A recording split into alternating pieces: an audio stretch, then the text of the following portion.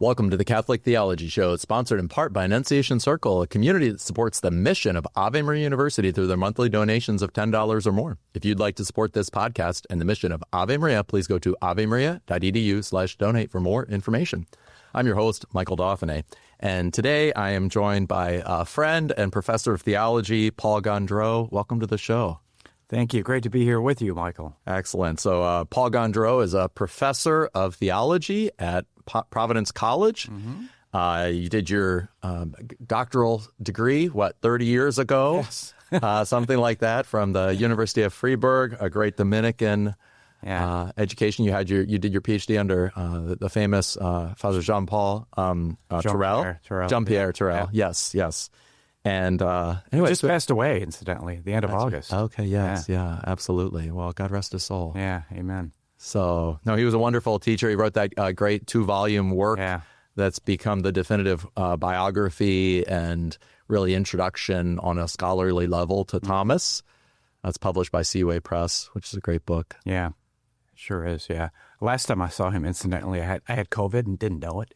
And I greeted him in the French way, which is with a kiss, you know. Uh-huh. And I learned I had COVID after the fact. And, don't tell me I've killed my dissertation director. So that was 3 years ago. So yeah. Well, thankfully, he made it through. He made it through for a couple of years. Long COVID, right?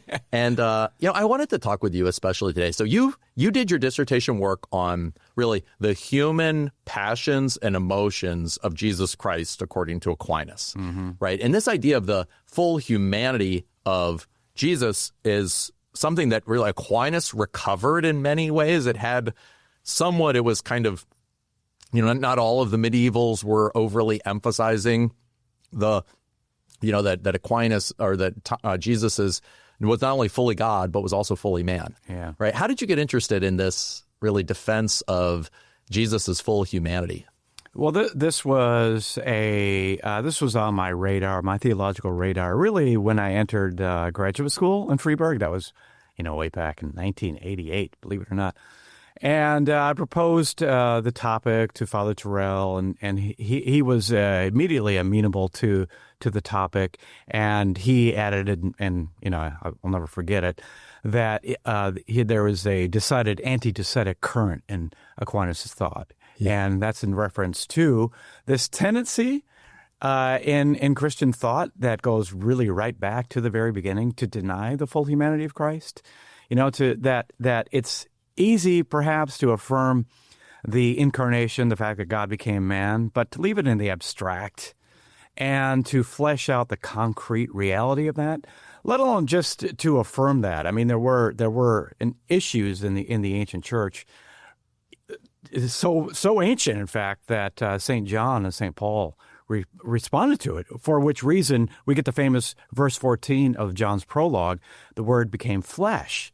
John doesn't say man. He could have said man. And of course, flesh does mean man, but he uses this term flesh, sarx, karo in Latin, sarx in Greek, karo, from which we get incarnation, to hammer home he took on the stuff of this world, the flesh and the bones and the blood, and it's too easy to distance ourselves from that, if not completely, then partially. Sometimes we speak of a kind of soft Docetism or a semi-Docetism. Uh-huh. Docetism, by the way, for people who may not be familiar with that, is the idea of Jesus only appeared fully human, right? He didn't take on he appeared to be a man, but he's really basically God or kind of a spirit. Yeah. And so one of the interesting things, so that's where your work started, and you're a Catholic moral theologian. Mm-hmm. You've been teaching Catholic sexual ethics for countless years, right? And survived, which is always a great.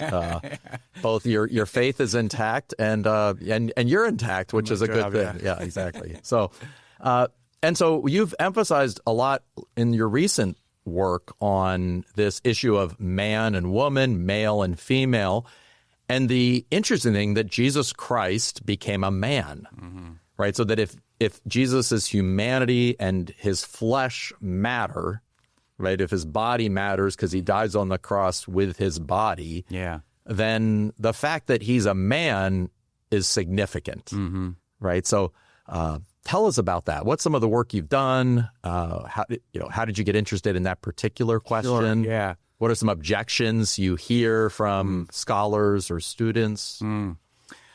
So, the manhood of Christ, the maleness of Christ, it's just sort of the next step when reflecting on such things as his human emotions, his passions, his full humanity, the affectivity of Christ. So when you're talking his passions, this was my initial work, my dissertation topic. We're talking, such things as desire and but, of course, desire manifests itself differently in men and women, and Christ was a man. So if we're going to affirm that to be fully human means that we take on the package of human nature that includes being subject to emotions and passions, then also sexuality. To be human, one must be a man or a woman. It goes with having a body.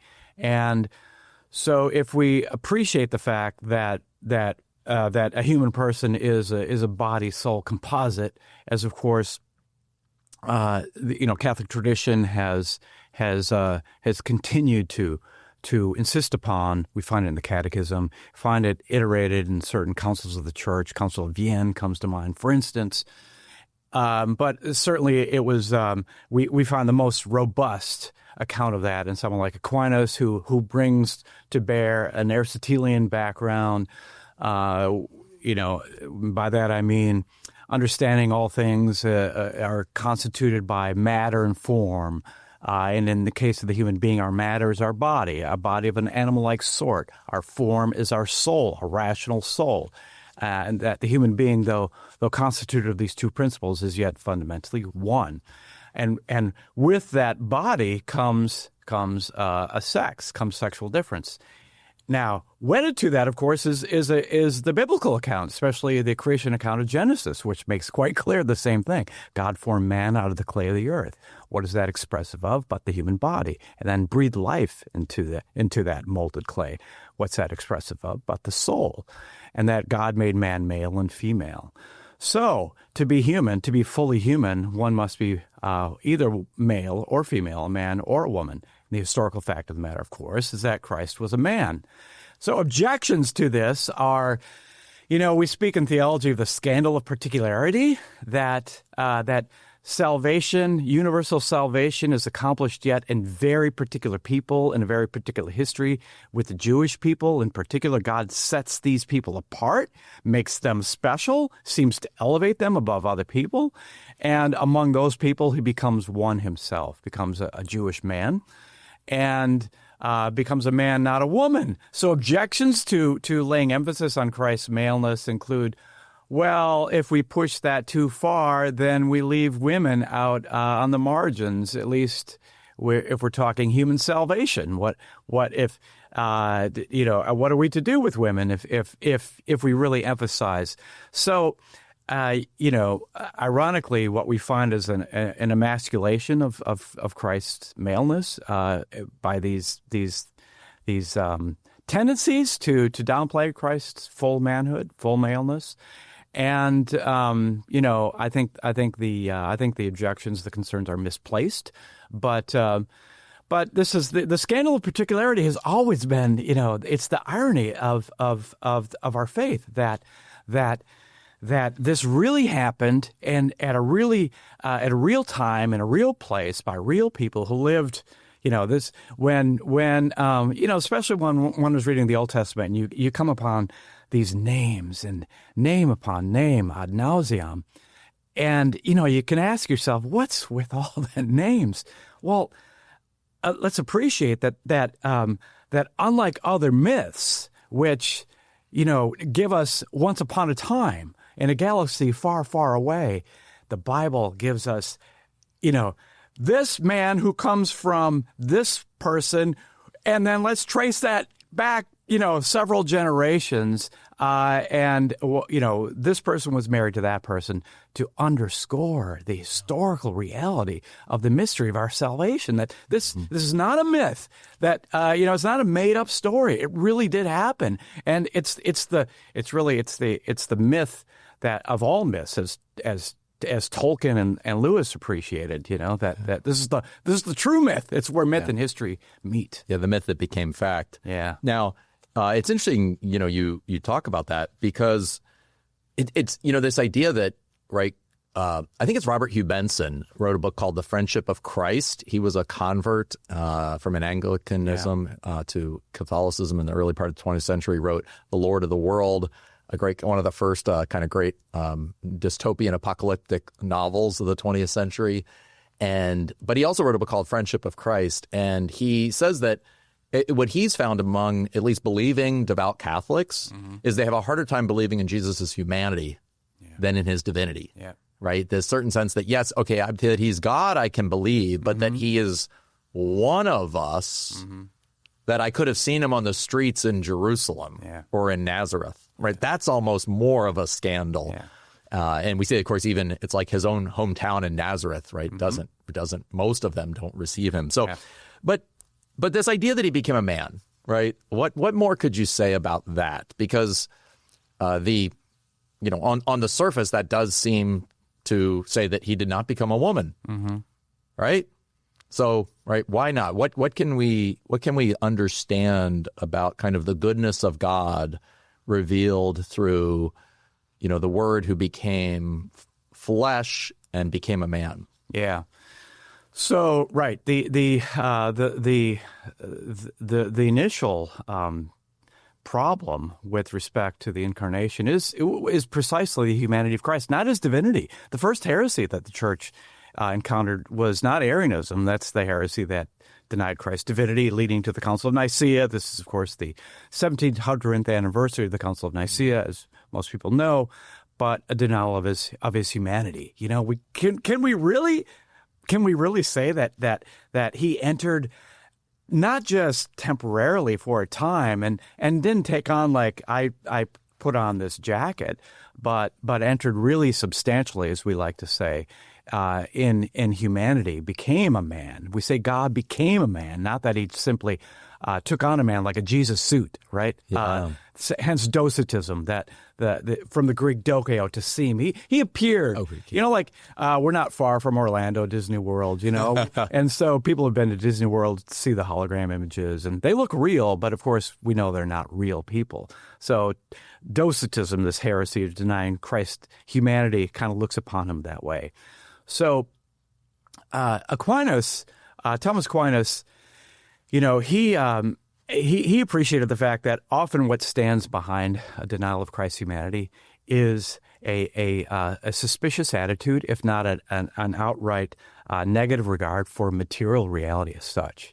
Yes, spirit is higher than matter, and yes, God is pure spirit. So there's always been a tendency in the eons of human thought to put those at loggerheads, to see those as polar opposites, and that material reality is repugnant to God's divine nature. And so we can't have this, and if not, see matter as evil outright, produced by an evil God, as the ancient heresy of Gnosticism held, which was recycled in the Middle Ages by an Albigensianism, which St. Dominic, of course, preached against. And it's that heresy that, in fact, Aquinas, he calls that the worst of all heresies, that an evil God created matter to be evil, and that Albigensianism looks especially down upon such things as human sexuality, because it's through the procreative process that a spirit gets trapped in a material body. So Aquinas, G.K. Chesterton calls Thomas Aquinas St. Thomas of the Creator, because he was such a stalwart defender of the goodness of creation, the goodness of material creation, and that extends to the Incarnation. What can there be any more supreme way of affirming the goodness of God's material order than to affirm that he became part of it, that he identified and joined it to himself. Yeah. I love this, going back to Genesis, that sense, it was good, and it was good, and it was good, and it was good. Let us make man after our image and likeness. Let them have dominion over the fish and the sea and the bird, right? So God created man in his own image. In the image of God, he created them, male and female. He created them, and he blessed them, right? So man and woman, male and female, are equal. They have an equal share in dominion, right? They're not identical, right? So they also have an ordered relationship. But man is, as Aquinas would say, right? Eve was created from Adam's side as his equal, will help her. Not from his head, where she would rule him, nor from his feet, where he would rule her, right? So we see kind of a disordered in the relationship that comes as a result of the fall.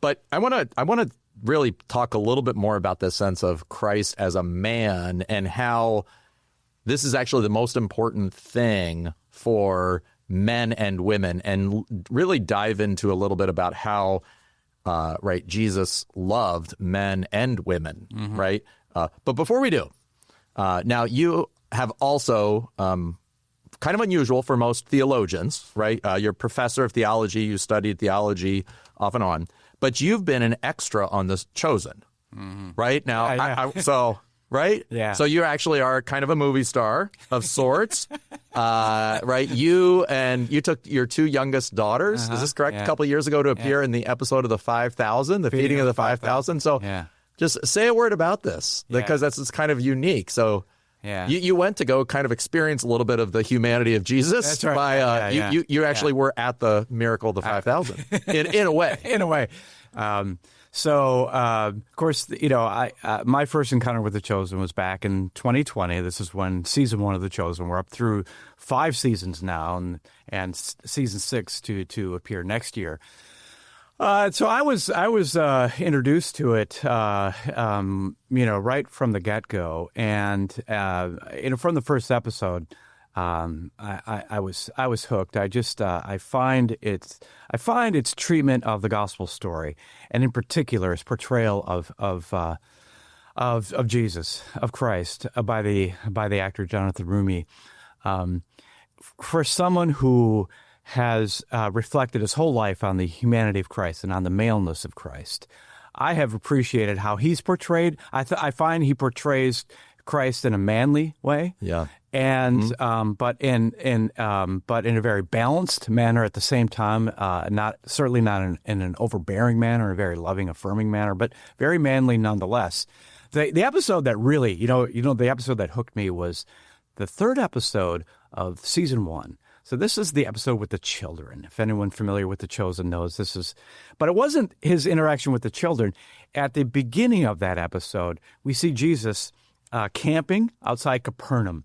And we get a little, as movies can do, as artwork can do, but movies can do even more fully. We get a snapshot into what it means that he was fully human. So he's cooking some food, he's cutting some food and cooking. He's doing some woodworking. So we know that he was a woodworker, right? That he was raised by Joseph the carpenter, but we don't really see concrete images of that, or we don't see it dramatized. So The Chosen dramatizes this. And there's one scene in particular where we see Jesus at night in this campsite, and he's bandaged a wound. He's cut himself doing something, and he's praying to the Father, and he's in tears. And the passage from Hebrews came to mind where that affirms that. That he offered in his lifetime, he offered tears and prayers of supplication to the Father. I just thought, this show gets it, right? They get Jesus, and the guy who plays him gets it, and just knows how to pull this off. So when season 3 came around, the opportunity to be an extra in the feeding of the 5,000, they decided they wanted a crowd of 5,000. If it's going to be a feeding of 5,000, there should be 5,000 people in the crowd. So there was a way to become an extra, and so I was able to do that with my 2 daughters, and it was so much fun. We went. They have a couple of filming sites. Their main filming sites in Texas, just south of Dallas. So we went there in early June, and oh gosh, it was hot. It was in the upper 90s, but it was so much fun. Just to be in that crowd. And just to experience behind the scenes, how movies are done, several takes. And the one interesting thing, we were sitting where I was sitting with my daughters we were sitting not far from where Jesus was towards the front, and we still had a hard time hearing him. And I actually said to them, how was Jesus heard, when he was preaching to a crowd of 5,000 as the Gospels attest? How did he make himself heard? Well, the Chosen actually did think about that, because then as the course of the filming of the day transpired, so it was, the scene was of Jesus preaching, and then it climaxed with his feeding of the 5,000, breaking the bread. But in his teaching, they had apostles stationed throughout the crowd, and they would repeat the key lines. So it was the parable of the sower, and I still see here in my dreams, and a sower went out to sow, and because it got repeated over and over. So you'd had one apostle at one point of the crowd, take 1, take 2, take 3, take 4, and then another apostle. So it was a lot of fun. One last thing I should add, that my daughters and I, we received the bread from Judas. So I'm still processing what I love that. I love that. Hey. Broken apostles still are good. Yeah, and they were still broken apostles, broken priests, broken laity, broken bishops. Amen. They still give us the bread of Christ, right? That's the beauty of our faith, that we believe not in the holiness of the human ministers, but in the holiness of Christ. Yeah, that's great. Yeah. I still remember.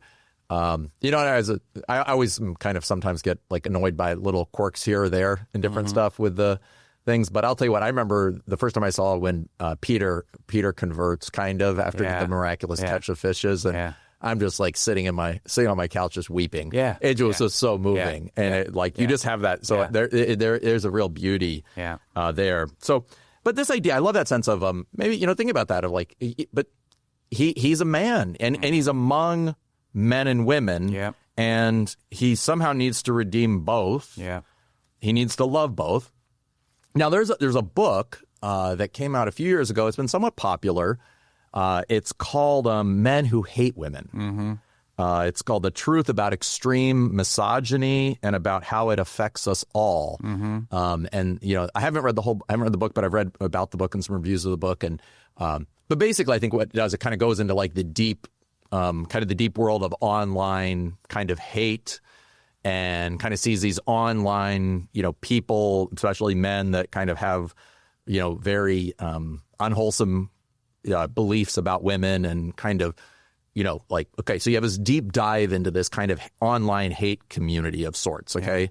Yeah. And I think but the moment I heard that term, I was like, it's not necessarily untrue. There's a lot of evil in the world. And I think it's Psalm 116 that says, right, all men are liars. So obviously, don't trust in human beings, right? Don't trust in princes. Don't trust in horses. I think it's not bad to be reminded of human frailty, right? Yeah, we ought to be as innocent as doves, but as wise as serpents, right?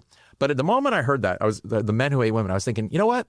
I said, I'd love to write a book one day called The Man Who Loved Women and Men. Yeah. Right. And so what can we learn in our own culture, where we do see kind of sometimes a battle of the sexes? We see on the one hand, maybe, male chauvinists of sorts, or this machismo attitude, like women are not kind of like fully worthy of respect. And you can also have maybe an attitude on like sometimes like in a radical feminism of like men are just all built guilty just for being a man. You're just, and so how do we kind of have this vision of Jesus, the man who loved women, right, and men? And you've given a talk, you've done some work on this about the unique way that Jesus actually loved men and especially women in a way that was very unique, without denying his own, masculinity or maleness. Would you, talk us through some of this? Yeah, that's a great question. So, we live in a hypersexualized time in Western culture, which suffers great confusion over the meaning, the purpose of human sexuality. You stated well that the two extremes when it concerns maleness, in particular, you've got this excessive kind of machismo, chauvinistic extreme on the one side, and the other, we hear of toxic masculinity, that it is bad to be male and all things associated with it, such as aggression and headship. So we live in an age where this is, in fact, some thinkers like to say that it's really the leading issue of the day is what it means to be embodied, and in particular what it means to be sexualized or to have a sexed nature. So Christ was a man. Okay, and so we know that sexual difference it's deeper than just distinct reproductive organs. We know that it's deeper than just sort of macro biological structuring, such as muscular, skeletal structuring. It extends to the structure of the brains, that male and female brains are structured differently, which there's so much more that one can say about that. But for the moment, what we can say is that this leads to male-specific and female-specific behavior. A male brain, it elicits male neurotransmitters, male neurobiological chemicals and hormones that leads to a distinct kind of way of living, and we must affirm this of Christ. And testosterone, the hormone testosterone, is of course part of this. The male brain has twice as many circuits in the brain related to testosterone. Testosterone is the hormone that regulates male aggression and the male sex drive. The male sex drive is different than the female sex drive. The male sex drive is more pleasure-oriented. It's more visually oriented than it is for women. The sex drive is more relationship-oriented. Of course, the lesson in all this is the complementarity of the sexes. It's not that one is better than the other.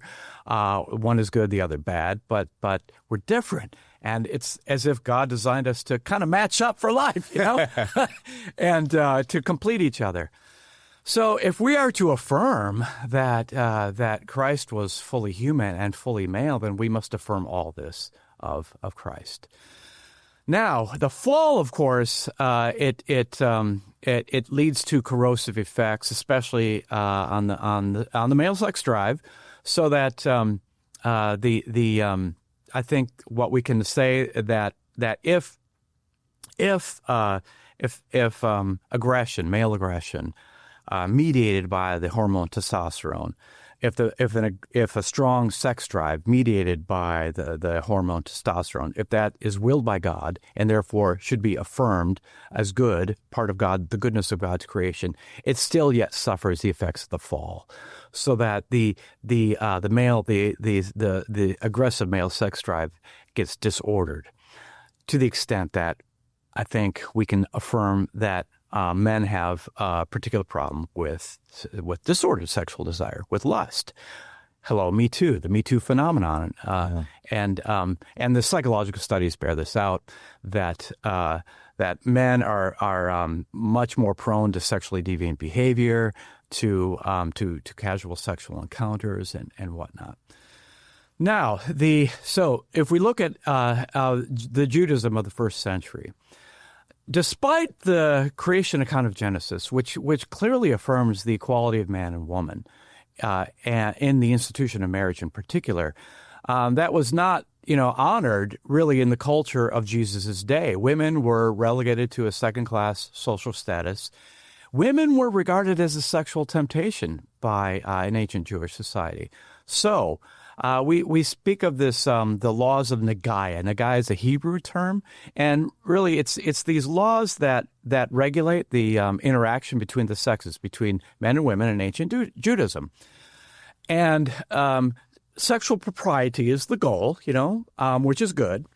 But driving, these laws of the Nagaya was a regard for women as sexual temptation for men, and as really not fit for such things as being disciples of male rabbis. So it was forbidden for rabbis of Jesus' day to accept women as disciples. In the synagogue, women were kept behind a rear wall so as to not distract men sexually during prayer. And men and women were forbidden to speak in public. And certainly in private. So, and then of course, if we look at the Mosaic for permission for divorce, this was really a male right for divorce.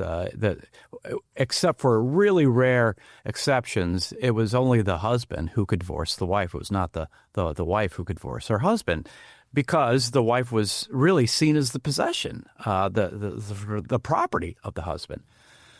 So in comes Jesus. And in many ways, this is part of what John Paul II calls the innovation of the gospel. We see that he breaks these, he violates, flouts really the laws of the Nagaya. He accepts women as disciples. He speaks to them both in public and in private. Think of the Samaritan woman at the well in John chapter 4. Which, incidentally, when the apostles return and you look at their reaction, they have what would be the typical male reaction. What's going on here, Rabbi? What are you doing? And the permission for divorce, his revoking the Mosaic permission for divorce, not only did it affirm the indissolubility of marriage, but it also sent the very clear signal that women are not the property of their husbands, that marriage is a partnership, and it's a partnership between equals. Of course, this equality doesn't mean interchangeability. It doesn't negate difference. There are certainly differences between men and women, husband and wives in the marital relationship, but nonetheless, there is profound personal equality. That women are equal to men in the eyes of God, and Jesus accepts them as his disciples, allows them to travel with him.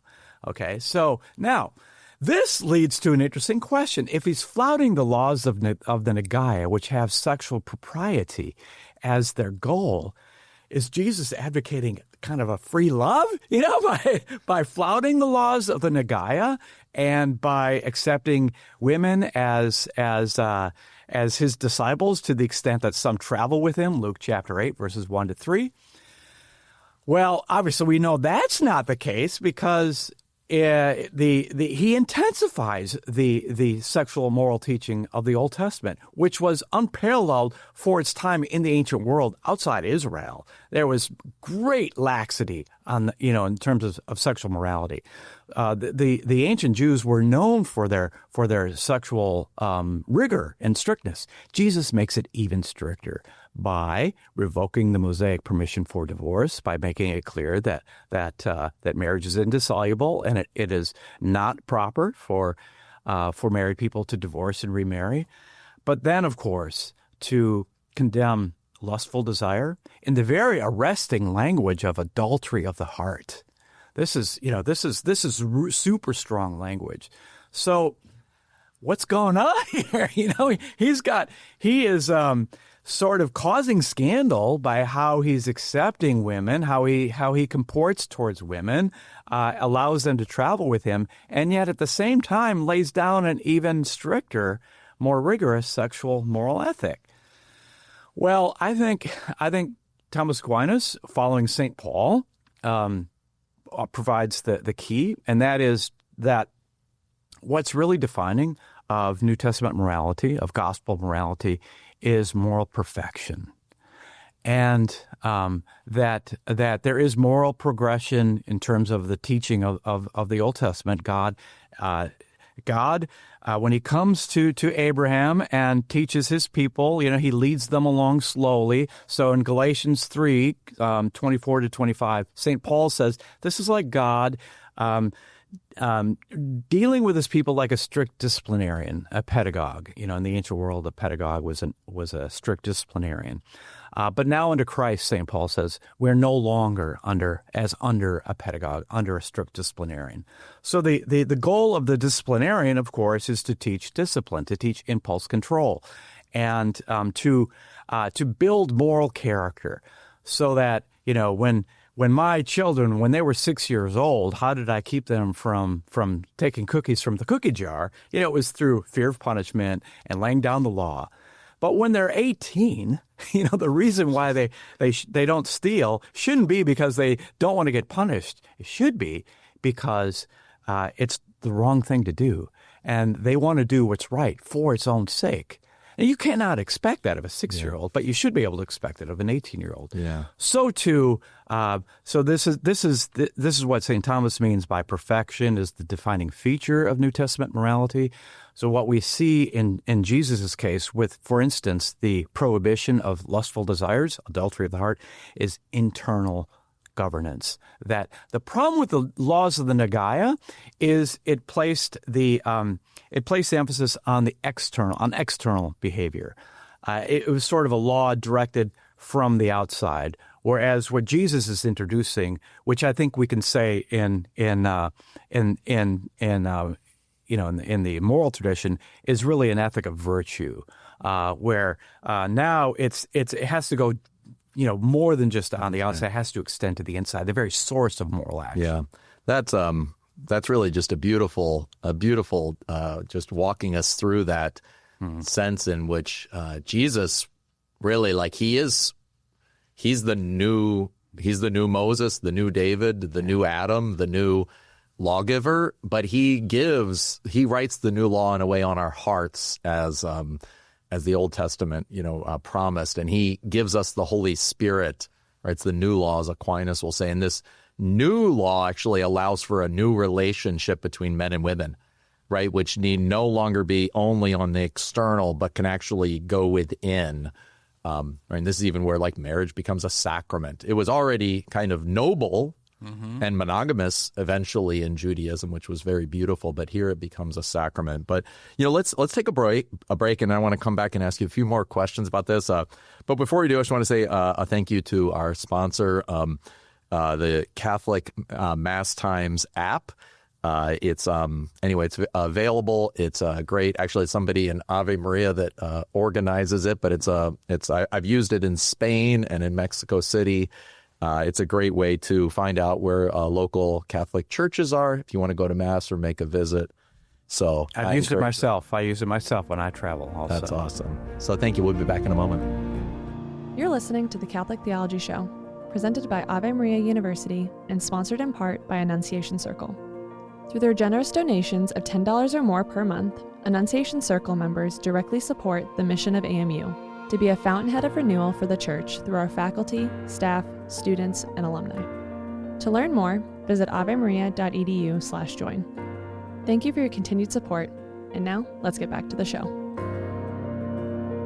Just anyway, it's wonderful work to kind of mine this great resource of seeing how that, right, the gift of the gospel in Jesus Christ actually allows us to understand ourselves, the world, and God better. And that Aquinas kind of drew together the biblical teaching with the philosophical wisdom and the fathers and opens up a way of integrating, because he loves, right, the secondary order of causality, that created things really exist and really, yes, are caused by God, but also causes of themselves. So opens up the world of science and so many other different ways that this is a tradition that's alive. Like Gustav Mahler said, that tradition is not the worship of ashes, but the preservation of a fire. And I feel like that's what Thomism really is. It's by being centered on the gospel and the gospel as received by the church and kind of as received by the church through the mind of Thomas, we're really, we receive that fire, that these ideas change us. They purify us in a way. They adjust our thinking a little bit more to the way things are. And anyway, so just, thank you for your work. Now, you've spent a lot of time working on Catholic sexual ethics. So you have this, you write and teach a lot on, man and woman, Catholic sexuality, and on the humanity of Jesus, right? And so it's wonderful to have somebody who's kind of gone deep into Christology and deep into human sexuality. And so we were looking a little bit about if Jesus is fully human, he must be man or woman, and Jesus is fully a man. And yet as a man, he's resetting the relationships with women. Yeah. So he has, right, Mary and Martha, right? Mary is a disciple sitting at his feet, and she's chosen the better part, and it will not be taken from her, not even by another woman, let alone by another man, right? That and Martha will come and, make a great profession of faith that I believe that, you are the Christ. In John. So, right, this relationship with women, Jesus really kind of brings women into the full fully into the new covenant, right? Yeah. So the new covenant, men and women are baptized in the new covenant.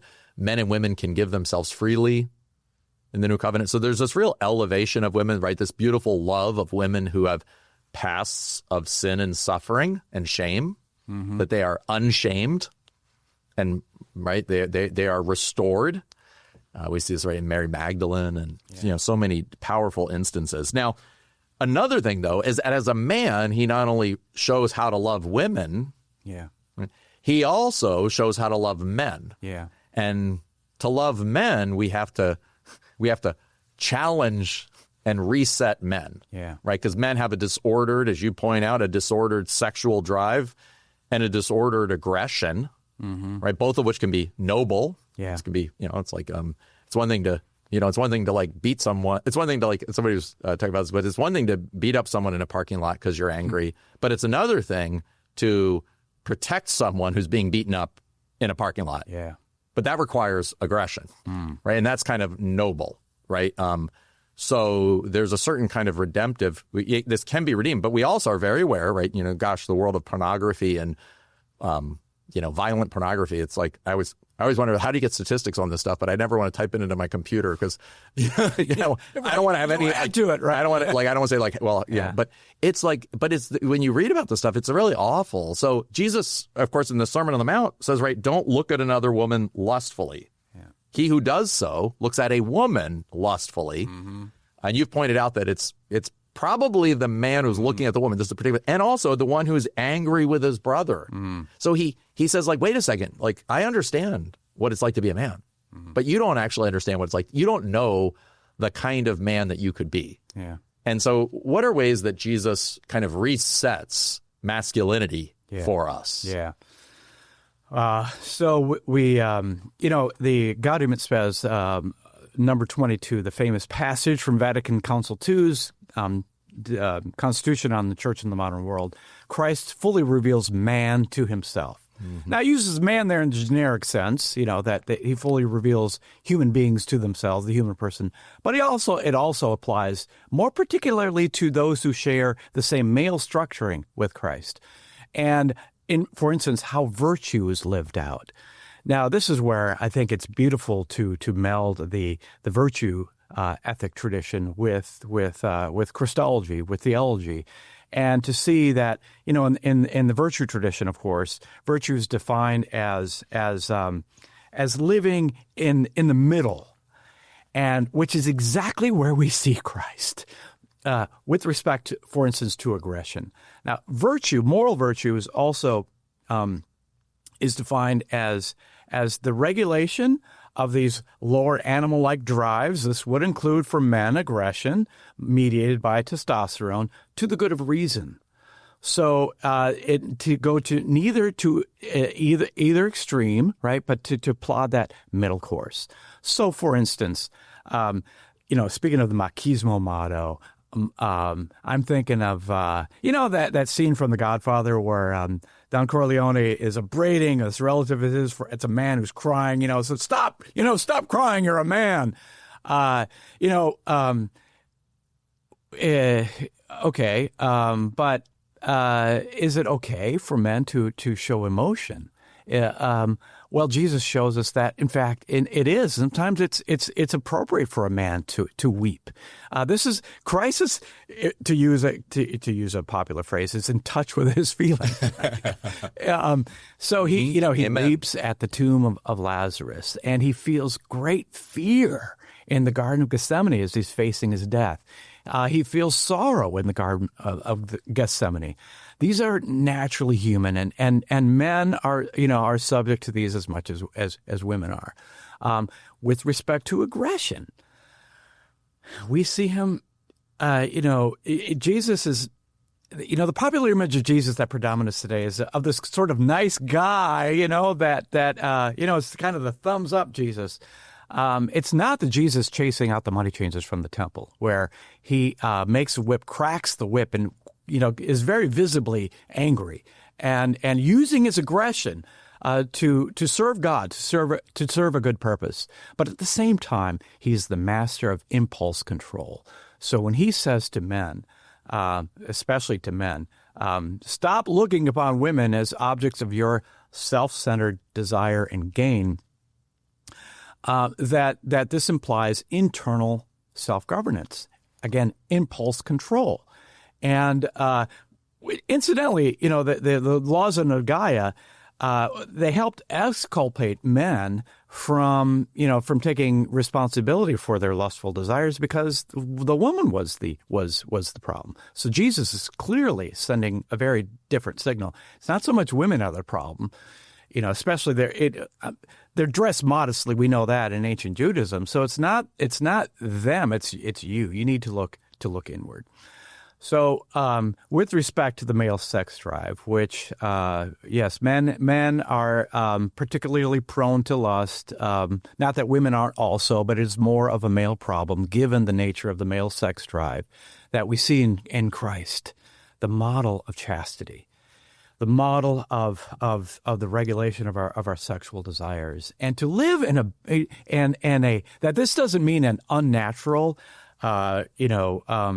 excessive repression of our humanity, of something natural, but it allows for an unfettered, balanced relationship with both sexes, with men and women. And when we see Jesus in his interaction with women, how he is able to affirm them as persons, to look upon them as persons, to love them as persons, without reducing them to an object of sexual desire, and to model that for men, for his male disciples, which incidentally they clearly got with the program, because remember their testimony is the primary source of the gospel accounts. So this aspect of Jesus' ministry, namely his treatment towards women, how he acted around them. They clearly amplified this and announced it, didn't keep it quiet, which means that that they understood that purity is part of the new way of being a disciple of Jesus Christ. That to see other persons, in particular persons of the opposite sex, not as objects but as persons. And this is the fruit of virtue. So I think chastity, we can speak of manly virtue, that is virtues that are especially proper to men, given male neurobiological structuring, given male specific behavior. We can list several virtues. I think chastity would be towards the top of that list, given the male struggle with lust, and that Jesus is the supreme example of how to be involved chastely with his disciples. And I definitely think that giving up on resentment and rage, anger. Yeah. This is, I think, our age, and our age is so dominated by fear and anger, and that is a real kind of crisis, and it's something that really alienates us. Now, I think it's interesting. I'm also on the board of Magdala Ministries, which is started by an Abbe graduate, and supports women who are recovering from sex addiction. And one of the things they've noticed too is that it's actually women can often become entrapped by sexual addictions, and yet even then it's like sometimes, but the manner of their addictions, the manner of their experiences, it can be unique. And I think this sense of seeing Jesus as a man, as an example for man, is very powerful. And yet I think you're also suggesting that there's some ways that Jesus' interactions with women can also become a model for them in terms of their own healing, and this sense that men need forgiveness, women need forgiveness. John Paul II in Love and Responsibility, I thought it was really beautiful. He said men and women, of course, in this fallen world, both approach sex a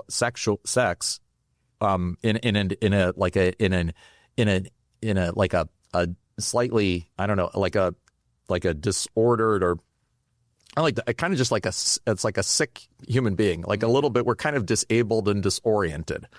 We're just confused. Yeah. But he says that men especially are more prone to sensuality, to reduce the sexual urge and marital bond, which is really the call of the sexual urge to marriage, to sensuality. But he says women are often more prone to reduce it to sentimentality, right? And so what are ways maybe that you might say that Jesus helps, kind of women discover, one, help men learn how to love women, but also how women recognize maybe, that they need to be loved and to be perhaps, kind of like have a reordered, reordered sentimentality. Yeah. Sentiment. Yeah. Yeah.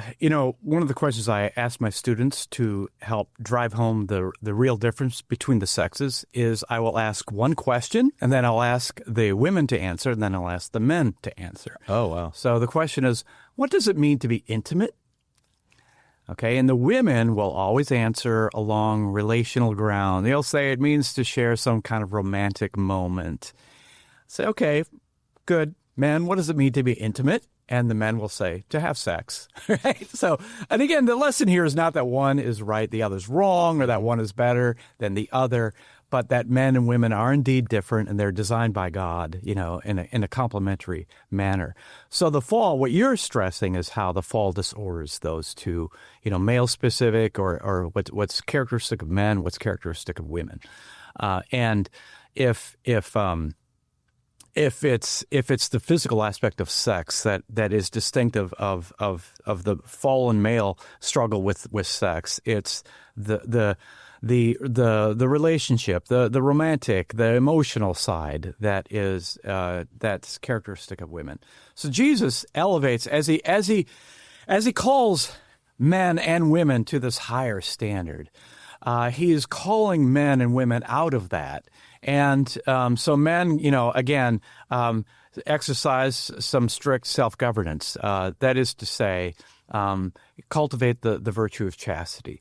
For women, the same, but it looks different. And that, so let's take his teaching on remarriage after divorce as an example. What this means for women is yes, women, Jesus is affirming you are equal to men in the marriage covenant.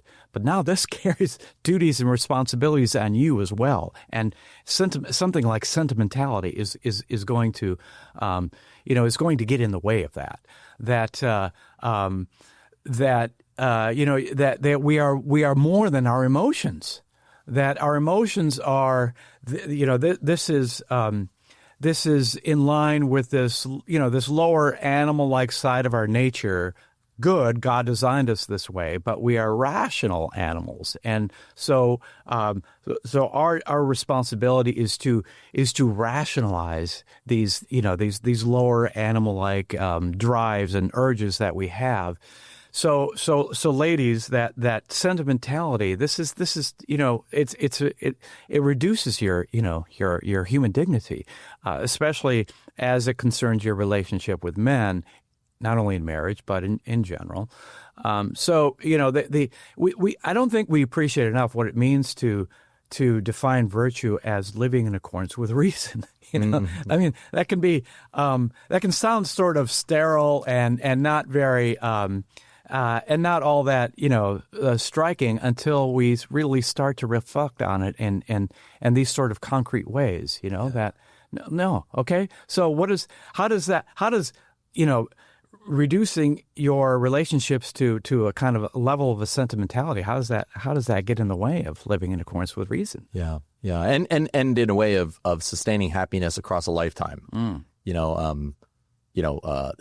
That's just not gonna be conducive. And I think one of the beautiful things about reason is that reason has been, I think, sometimes wounded by, in a way, rationalism, which is that reason can solve every puzzle, we can solve every problem, and reason is very good at looking down and mastering the world. But I think we got to remember is our reason is a gift. It's our reason, in a certain sense, we have the capacity to think about God and know God and love God. Yeah. That's really what reason is in us, is the ability to come to know that God exists, what belongs to him, and to love him. Yeah. And by grace to say yes to his invitation to this deep communion and relationship, right? And that is the relationship that must govern our emotions and our urges. And, and I think it's also helpful to remember that when we talk about these sexual differences and the distinctive element, right, we're always emphasizing that human beings, because we are equally human, and these are two ways of being human, male and female, that the male who is predominantly this also, of course, is going to have everything else, right? Is also going to feel very lonely from time to time, right? We also have estrogen in us, just not as much, right? Women can have some testosterone, just not very much, right? And so we're actually, it's not exclusive, right? So to emphasize the differences doesn't mean that, it doesn't mean that there aren't going to be some, women that are more might have more masculine traits, or that there aren't some men who are going to have more feminine traits. But these are the distinctive things that are present. I think that's really helpful, because I think a lot of times people will find, well, wait a second, here's an example of that's different, and then they begin to feel like maybe the whole theory falls apart. Yeah. So is there any, just before we close, you teach these matters, again, human sexuality, men and women, gosh, it really is, I think, in a part, this is, one of the hardest things to believe today. I often tell students, it's not so much the existence of God. I think most, not all, but many people can kind of somewhat affirm the existence of God. But what the people can't really affirm is the existence of creation, right? Which kind of always catches people off guard. But we don't really believe that, no, this world is actually created, it's ordered, and it's good. And behind the disorder, there's order. Behind the evil, there's goodness. Behind the chaos of human sexuality, there's actually, there's a good masculinity and femininity. So is there just kind of like maybe one final word you'd like to share with our listeners or viewers? So I teach a course on marriage to my undergraduates, and my goal in that course is to lay out a vision of human sexuality that is one of beauty and one of goodness. That's what is attractive, and then to put that in dialogue with what the culture offers, which no one's going to deny it's not going very well, right? So, that really, this is, we are dealing with unprecedented levels of broken relationships, broken marriages, broken lives, disappointment, tragedy. So that's not a hard sell. So maybe there's something to this, to the Catholic vision of human sexuality, but the vision that is attractive because it's ordered to our happiness, to our genuine flourishing. It's beautiful, and at the end of the day, that's if people are going to move from this retrograde, out of step teaching that the church, whereby all these crusty old celibates shake their finger at the world and say stop doing all these things. No, to see, no, what the church wants is what God wants, which is our happiness, our flourishing in the sexual arena. But there's only one form that comes in, and that's marriage between a man and a woman. But it's a beautiful thing, and I want that beautiful thing. Yeah, that's great. So we are at the end of our time. I want to ask you 3 questions. What's a book you've been reading? Oh, a book I've been reading. Oh, gee. I've been reading a book by Brad Wilcox on marriage. Actually, do you know that he's? Oh yeah, So it's a great book. It's a terrific book. But what's the name of it? I think it's Why Get Married. Okay. It came out last year, but it starts with the sociological data. But then that men and women of both sexes do better in marriage, economically, emotionally, psychologically. Then let's get behind the statistics and see what accounts for this. So that's the book. That's good. What's one practice you do on a regular basis to help you find meaning and draw closer to God? Go to daily mass. Okay. It's an easy one, but I find starting the day with mass, that I struggle with my sinfulness, and I find that to go back to the well at the beginning of the day in particular, and to ground my own life in Christ and in receiving Him in the Eucharist. And my prayer each day is, help me be a better man today than I was yesterday. And you're the only one that can do it for me. That's great. What's a belief you held about God that you discovered was false, and what was the truth you discovered? I didn't really. I didn't think that God and my Catholic faith that it embraced our humanity. That it meant just kind of not really. I don't know, living according to a certain standard, which is not fully, embracing of our humanity. And so I remember looking upon the priesthood as, and a lot of Catholics express the same thing, that they're shocked when they learn that priests are real men too, and they have the same struggles but that for me that was a lead-in into of how our faith embraces us in our full humanity, and we bring that humanity to the Lord, and He doesn't, Pope Benedict in his inaugural homily said that we lose nothing of our humanity in coming to Christ. We only gain our humanity. Wow. Well, Dr. Paul Gondreau, professor of theology at Providence College, thank you so much for being with us. I think if people are interested, is there a place where they can find some of your books and articles and talks? I know you've given talks for the Thomistic Institute. That might be... Yeah, they can go to the Thomistic Institute. I've given several lectures for the Thomistic Institute. They can email me. Just go to Providence College, and happy to supply them with things I've published and things I've written and whatnot. Excellent. Well, thank you so much for being on the show today. Yeah, you're welcome. Thanks for inviting me. It's been a pleasure. Absolutely. Thank you so much for watching. If you enjoyed today's episode, please hit the like button and subscribe to the Catholic Theology Show. Thanks, and God bless.